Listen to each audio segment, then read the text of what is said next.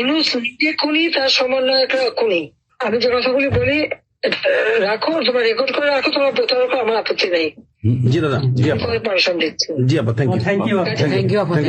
Design করে সে মানুষ হত্যা করে মানুষের লাশের উপর পা দিয়ে সংবিধান লঙ্ঘন করে অবৈধভাবে তারা ক্ষমতা আসছে।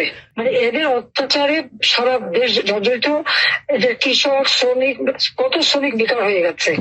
শ্রমিক আন্দোলন করছে, সাথে সাথে গুলি করে দুজনকে মেরে ফেললো গার্মেন্টস শ্রমিক। তোমার চাকরির বয়স নিয়ে আন্দোলন করে যমুনার সামনে যাওয়ার সাথে গুলি করলে একজন মারা গেল, তাদেরকে পিঠে তাদেরকে উঠাই দিল। ওই 7ই জুলাই থেকে এই ছাত্ররা যখন আন্দোলন করে 14 জুলাই পর্যন্ত অগ্নিসংযোগ এগুলি না হওয়া পর্যন্ত কারো গায়ে একটা টোকাও পড়েনি। ইচ্ছা মতো সব আসছে বসছে, আমরা তো কিচ্ছু করতে দেয়নি। পুলিশের কাছে কোনো মেটাল বুলেট ছিল না, পুলিশের কাছে কোনো মেটাল বুলেট ছিল না। নির্দেশ দিয়েছে কোনো গুলি করবে না। পুলিশ ব্যারিকেড ছেড়ে দিয়ে তারা ইচ্ছা মতো আন্দোলন করছে। আমরা তো শুরু থেকে তো অনেক কিছু করা যেত, আমরা তো করিনি কিছু। কারণ আমি বলছিলাম যেটা তো কোটা তো ছিলই না। 11 জুলাই থেকে তো কোটা স্থগিত হয়ে গেছে, কোটা তো আমি বাতিল করে দিয়েছি, আর কোটা আমরা নিয়ে গেছি। যেখানে কোটাই নাই, তো আন্দোলনটা কিসের জন্য ছিল? তারপরে আমাদের মন্ত্রীরা বসলো, তাদের সাথে সব দাবি মানা হলো। দাবি মানার পরে আবার এক দফা তবে সেক্ষেত্রে খুন করো, এই তো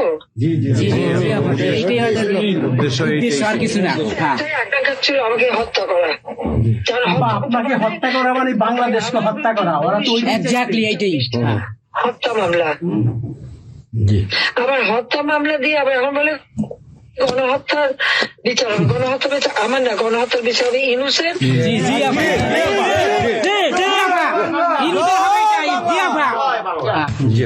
এই সমস্ত খুনের দায় দায়িত্ব ইনুসকেই নিতে হবে, আর তাহলে সমন্বয়করা। সে যে হত্যার সঙ্গে জড়িত প্রমাণ পাওয়াই যায়।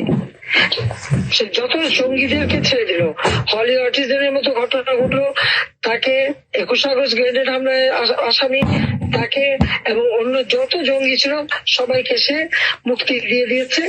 কারণ এই জঙ্গিদের সাথে তার একটা যুক্ত ছিল, তার একটা সংযোগ ছিল। কাজে বাংলাদেশটাকে সে একটা জঙ্গির দেশ হিসেবে পরিণত করতেছে। আজকে সাধারণ মানুষের অবস্থাটা কি দেখো, সাধারণ মানুষ আজকে খেতে পায় না, পড়তে পায় না। কি আসছে মানুষ তো এখন বলে যে আগের সরকারই ভালো ছিল, শেখ হাসিনার সরকারই ভালো ছিল। 8,97,000 কোটি টাকার বাজেট, কয়লা কেনা, এলএনজি কেনা, ডিজেল পেট্রোল কেনা, খাবার সবকিছু ব্যবস্থা করা, সারের জন্য সার কেনার সব ব্যবস্থা করে আসছে।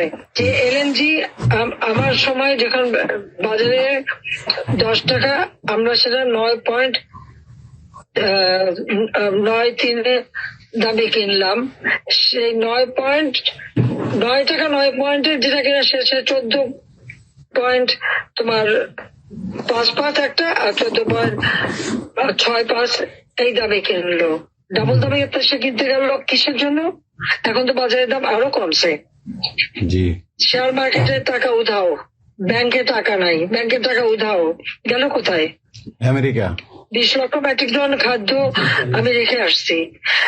1 কোটি পরিবারের জন্য টিসিবির কার্ড দিছি, মাত্র 30 টাকা কেজিতে তারা চাল কিনতে পারবে এবং ডাল, তেল, গম কিনতে পারবে। সেই ব্যবস্থা করে আসতে হবে সস্তায়। 43 লক্ষ মানুষকে বাদ দিছে সেখান থেকে। কেন বাঁধলো? আওয়ামী লীগের সরকার করছে, বাদ দিতে আওয়ামী লীগের। তার মানে তুমি আরেকটা চেষ্টা করো, 43 লক্ষ আওয়ামী লীগ পেল, তখন তো 1 কোটি ছিল, বাকি তো অন্য দলের। আওয়ামী লীগ তো দল দেখে নাই, আওয়ামী লীগ দেখছে যারাই আবেদন করছে তাদেরই দিয়েছে, সে যে দলমত নির্বিশেষে সবার জন্য। আওয়ামী লীগ মানুষের জন্য করে, এটা আওয়ামী লীগ সরকার করছে এর জন্য। ছাত্রদেরকে সেটা বিভ্রান্ত করছে। এখন সাধারণ ছাত্রছাত্রীরা যারা এই বিভ্রান্ত এই খুনিদের সাথে যুক্ত ছিল, আমি তাদেরকে বলবো তাদেরকে আগেও আবেদন করেছিলাম, বুঝতে পারছেন না যে কি হচ্ছে, আপনাদের বাচ্চাদের আসতে দিন। তারা দিচ্ছে বাচ্চাদের আসতে। অনেকে তো আপনাদের হারালো, তখন যদি আমার কথাটা শুনতো তো হারাতে হতো না। তা আজকে তারা নিশ্চয় উপলব্ধি করতে পারছে। সেটা আমি বলবো যে এখন যারা এই সাধারণ ছাত্রছাত্রী নাবিজের সঙ্গে যুক্ত হয়েছিল তাদের প্রতি আমাদের কোনো ক্ষোভ নেই, কিচ্ছু নেই। তারা লেখাপড়া করতে আমরা সেটা চাই। কিন্তু আমার কথাটা হচ্ছে, আমাদের ছাত্রলীগ করাটা কি অপরাধ? আওয়ামী লীগের সন্তান হচ্ছে তার জন্য কি অপরাধ? তাদের পরীক্ষা দিতে দেবে না, ভাইবা দিতে দেবে না, ইউনিভার্সিটিতে যেতে দেবে না, স্কুলে যেতে দেবে না, কলেজে যেতে দেবে না। What is this? আর এই ছেলে পেলেদেরকে কিভাবে বেয়াদব বানিয়েছে? স্কুলের প্রিন্সিপাল, টিচার তাদেরকে তার জুতোর মালা পরায়, গাছের সাথে বাঁধে, তাদেরকে দিয়ে রিজাইন করায়। লাঠি সোটা নিয়ে জীবন, আমি জানি পৃথিবীতে কোনো দেশে এই ঘটনা ঘটছে কিনা। চিফ জাস্টিস তার বাড়ি হামলা, চিফ জাস্টিসের হামলা। যাদের আত্মসম্মান বোধ আছে তারা থাকে না, উনি সাথে সাথে রিজাইন করে দিছে। কতজন মানে জজ তাদেরকে এজলাসে ঢুকতে দেবে না, তাদের রিজাইন করার জন্য চাপ দিছে। রিজাইন করে না থেকে তাদেরকে কোন কোর্ট দিতে না, তাদেরকে বাতিল করে দিয়েছে। ইলেকশন কমিশনকে বাতিল, আমাদের মানবাধিকার কমিশনকে বাতিল, আমাদের পাবলিক সার্ভিস কমিশন বাতিল। চাকরি দিতে পারছে না, চাকরি দিতে পারছে না। পাবলিক সার্ভিস কমিশন অচল করে দিয়েছে। এই ছেলেপেলেরা যাবে কোথায়? আজকে তারা কাজ করার সুযোগ নেই। একের পর এক ইন্ডাস্ট্রি বন্ধ, আগুন দিয়ে পুড়িয়ে দিয়েছে ইন্ডাস্ট্রি, অথবা বন্ধ করে দিচ্ছে। ব্যবসায়ীরা টাকা আনতে পারে না, যারা খাবার আমদানি করতে তাদের বিদেশে যেতে দিচ্ছে, তাদেরকে হ্যারাস করা হচ্ছে। ইনশাআল্লাহ হইবে একদিন, ইনশাআল্লাহ হবে, তার ইনশাআল্লাহ। আপা 152 জন সমন্বয়কের মধ্যে ওর বিচার আমি করব। একজনকেও কিন্তু গুলি করা হয় নাই বা কেউ গুলিবিদ্ধ হয় নাই, গুলিবিদ্ধ হয়েছে সাধারণ জনতা। তার মানে ওরা মারছে এগুলোকে। ইন্ডেমনিটি দিয়েছিল 15 আগস্ট হত্যাকারীদের। আমি বলছিলাম বিচার করবো, আমি বিচার করি নাই, করছি ইনশাল্লাহ। বিচার হবে ইনশাল্লাহ, অবশ্যই। অপরাধীদের বিচার জাতির বিচার শুরু করেছিলেন জিয়াউর রহমান, এসে সে বিচার বন্ধ করে দেয়। এই যুদ্ধ অপরাধীদের উপদেষ্টা বানায়, মন্ত্রী বানায়, প্রধানমন্ত্রী বানায়।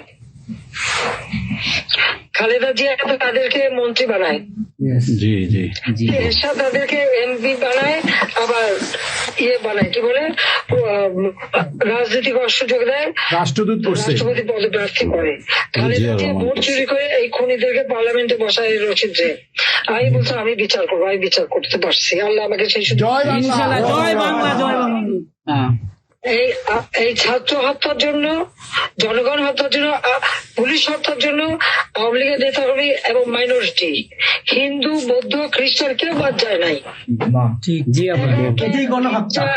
আক্রমণ করছে, হিন্দুদের বাড়ি ঘর মন্দির ভাঙছে, বুদ্ধিস্টদের প্যাগোডা ভাঙছে, সেখানেও তাদের ছেলেদের হত্যা করছে সেই খাগড়াছড়ি এবং রাঙামাটিতে। প্রত্যেকের উপরে এরা হামলা করছে, করে করে তাদেরকে মারছে। মাইনরিটিদের উপরে যে অত্যাচার। আবার দাবি উঠায় কি ইসকন নিষিদ্ধ করতে হবে, আর সংবিধান থেকে সেকুলার শব্দ বাদ দিতে হবে। কেন বাদ দিতে হবে? এই সংবিধান জাতির পিতা দিয়ে গেছেন, এটা লাখো শহীদের রক্তের বিনিময়ে পাওয়া। এদের কলমে কচো জিয়াও এটাকে নিয়ে খেলছে, এসবও করছে, খালেদা জিয়াও করছে। কিন্তু আবার আমরা সেই সংবিধান ফিরিয়ে এনেছি, মানুষের অধিকার আমরা নিশ্চিত করেছি। এবং এই সংবিধানেরই 7ম অনুচ্ছেদের গ, অবৈধভাবে অনির্বাচিত কোন কেউ যদি ক্ষমতা চায় তাহলে তার বিচার হবে। ইউনূস, তার কোন সাংবিধানিক ভিত্তি নাই, সে অসাংবিধানিক ভাবে অবৈধভাবে ক্ষমতা দখল করছে। ইনশাল্লাহ তার বিচার ওই সংবিধান মোতাবেকই হবে, এবং তার ওই চালা চামুন্ডার যে করার সাথে আছে আর উপদেষ্টা এবং সমন্বয়কারী সবকটার বিচার বাংলা মাটিতে হবে। ঘুষখোরের কোনো জায়গা নাই বাংলাদেশে আপা। জি আপা। আজকে সারা দেশের মানুষ হাহাকার। জি জি তারপর জীবনের নিরাপত্তা নাই, যে কোনো ঘরে ঢুকতেছে অমনি তাদেরকে খুন করে, লুটপাট করে। ডাকাতি হইতেছে, চুরি হইতেছে। এই ছাত্র নন্দিনীরা এমপি হোস্টেলে যে সব তালা ভাঙছে, সব লুট করছে, মন্ত্রীদের বাড়িতে তালা ভাঙছে, লুট করছে। আমাদের প্রত্যেকের গণভবন থেকে শুরু করে সবই তো লুট করছে, এবং ইউনুস নিজেই তো গণভবনে গেছিল লুট করতে। ছবি দেখো না?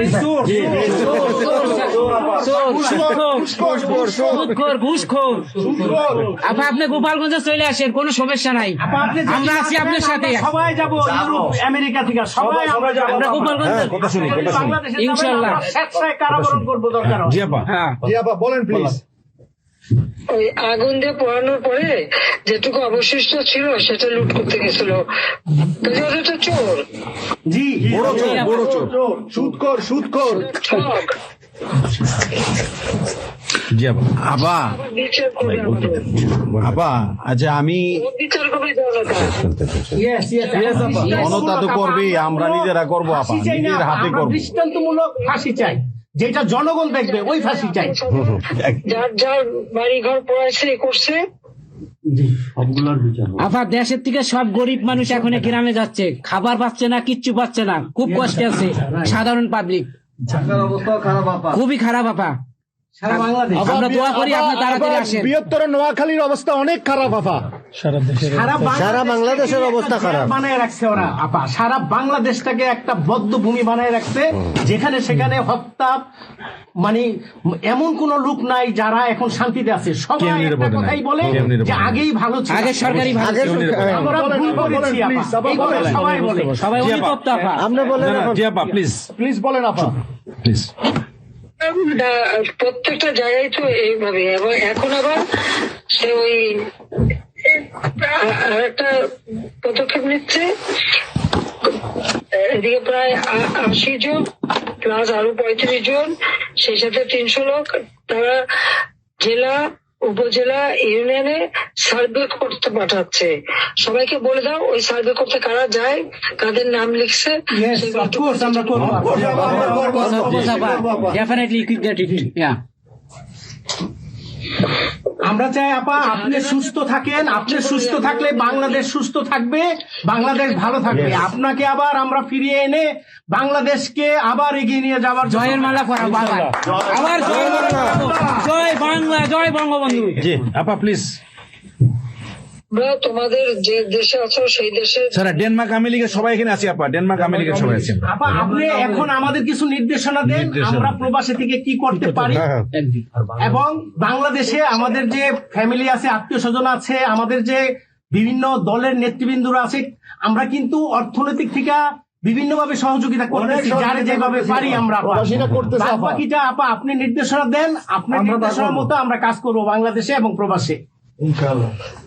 তোমাদের যেটা করতে হবে, একটা হচ্ছে তোমরা যে দেশে আছো সেই দেশের আইন কানুন মেনে ওখানকার যারা নির্বাচিত প্রতিনিধি বা সরকার বা যে বিভিন্ন মানবাধিকার সংস্থা, তারপরে 165 জন সাংবাদিকের চাকরি নাই, তাদের অ্যাক্রেডিটেশন কার্ড বাতিল করে দিছে।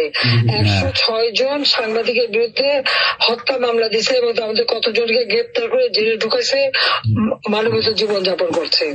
সাংস্কৃতিক কাজ করতে পারে না, ব্যান্ড শোনা ব্যান্ড কোন অনুষ্ঠান করতে পারে না, পাকিস্তান থেকে ব্যান্ড শো করায়, অথচ আমাদের দেশে ব্যান্ড শো যারা তারা এখন কাজ পায় না। এরা আবার এদের সাথেই ছিল, তারাও লাল রং লাগাইছিল, এখন আর তাদের পাত্তা নাই, কাজ পায় না। সংস্কৃতি কর্মকাণ্ড বন্ধ, সমস্ত সামাজিক নিরাপত্তার যত গরিব মানুষ আমরা বয়স্ক ভাতা, বিধবা ভাতা, মুক্তিযোদ্ধা ভাতা যা যা দিয়েছিলাম সেগুলি সব বন্ধ করে দিয়ে সেটা রেখে গেছে। এমনকি মানে সারা দেশটাকে একটা লুটের রাজত্ব, খুনের রাজত্ব সৃষ্টি করছে। এই এই বিষয়টা যে মানবাধিকার লঙ্ঘন, সাংবাদিকদের উপরে নির্যাতন, সাংবাদিকদের অত্যাচার করা, মহিলা সাংবাদিকরা যেভাবে অপমান করছে, এই বিষয়গুলি জনমত তোমাদের তৈরি করতে হবে আন্তর্জাতিক পর্যায়ে। ইংলিশের যে বিভৎস চেহারাটা, ওইটাই আজকে মানুষের কাছে স্পষ্ট হয়ে গেছে। একটা রাষ্ট্র চালাতে সে টোটালি ব্যর্থ।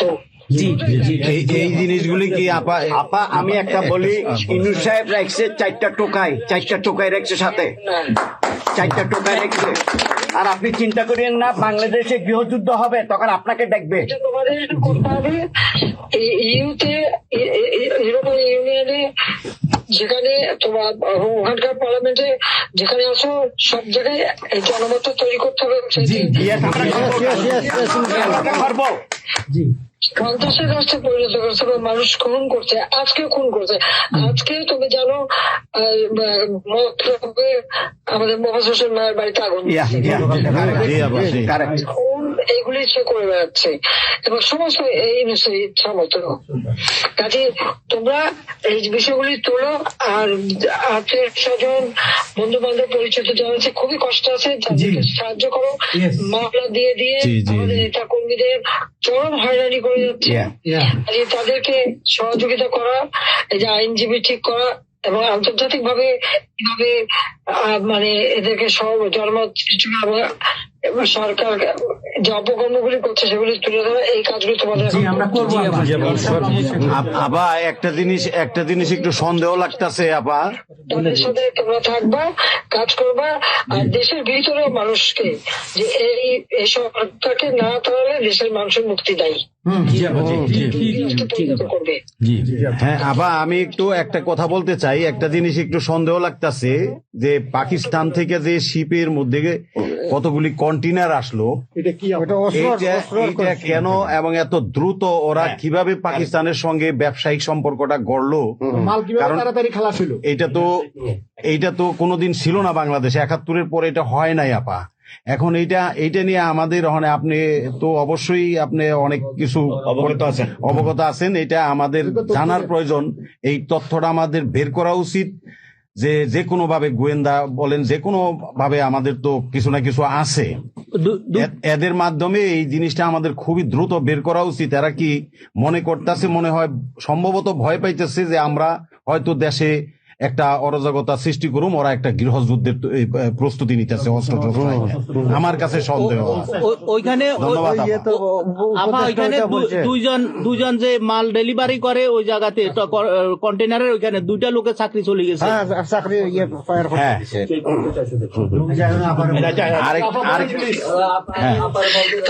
দেখতে চাইছে, স্ক্যান করতে চাইছে, দেয় নাই।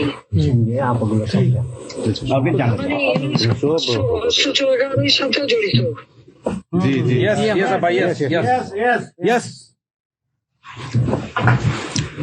আপা এই দেশটাকে তো ওরা আবার সেই পাকিস্তানের পর্যায়ে নিয়ে গেছে, আমাদের এই দেশটাকে আবার উদ্ধার করতে হবে ইনশাল্লাহ। এই জন্য আমাদের যা করতে হবে প্রবাসী এবং দেশে, আপা আমরা যারা বাহিরে আছি আপা, আমরা প্রয়োজনে দেশে গিয়ে আবার ওই মুক্তিযুদ্ধ আমরা দেখি নাই 71-এ, আমরা নতুন মুক্তিযুদ্ধে আমরা অংশ নিব আপা ইনশাল্লাহ। এই দেশকে উদ্ধার করতেই হবে আপা আমাদের। একটা শুনি। জি আপা বলেন। আচ্ছা আপা, আমরা শেষ করবেন।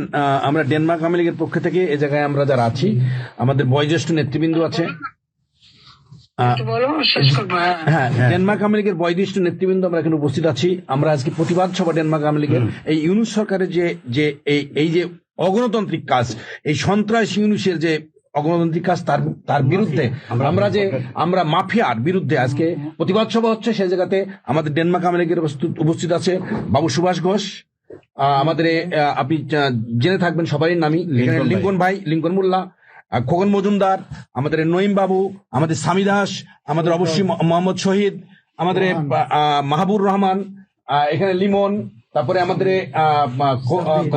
সাব্বির, তারপরে উপস্থিত আছেন আমাদের শামীম খালাসি, বোরহানউদ্দিন, আমাদের মাসুদ চৌধুরী, সামি দাস, হিল্লোল বড়ুয়া, লিমন, অনেক নেতাকর্মী দাদা আপা, অনেক নেতাকর্মী উপস্থিত আছে। আমরা আপনার জন্য আজকে দোয়া করব, দুহাত তুলে আপনার দীর্ঘায়িত কামনা করছি। আগামীতে আপনাকে সুস্থ থাকতে হবে। আপনার মাধ্যমেই বাংলাদেশকে আমরা ঘুরে দাঁড়াবে। যেমনি ভাবে আমরা 1981 সালে আপনি সেই বাংলাদেশের হাল ধরেছিলেন, বাংলাদেশের মানুষের গণতন্ত্র, বাংলাদেশের মানুষের মুখে হাসি ফুটায় নিয়ে আসছিলেন, আপনার মাধ্যমে আমরা ইনশাল্লাহ ওই দিনে আগামী তো ওই ফিরে দিন যাবো। ফিরে আনবো।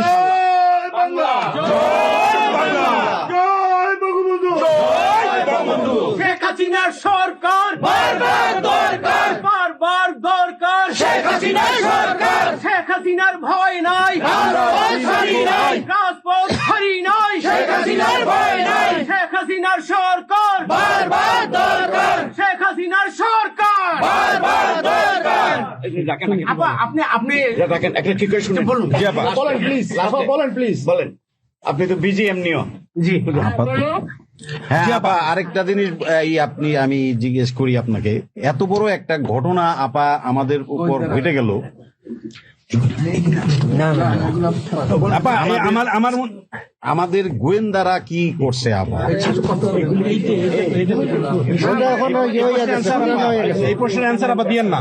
আমাদের সাংগঠনিক অ্যান্সার যেটা হয়েছে, আমরা যেহেতু রেকর্ড করেছি এই অনুষ্ঠানটা, সেই এই পর্যন্তই থাক আমাদের মনে বলে ভালো।